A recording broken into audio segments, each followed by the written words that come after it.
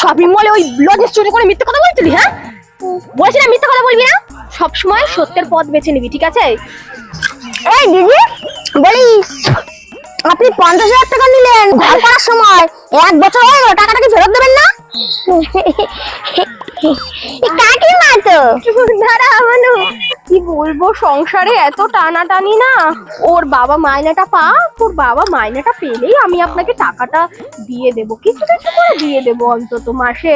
না না কাকিমা, আমার বাবাকে তোমাকে দেওয়ার জন্য করে মাকে টাকা দিয়ে দিয়েছে। মা না প্রত্যেক মাসে দমিয়ে দমিয়ে এক ব্যাগ শপিং করেছে আজকে, দামি দামি দামাতে।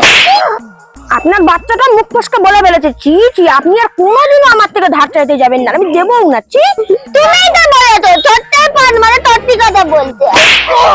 নিজে থেকে সব জায়গায় সত্যি কথা বলতে নেই।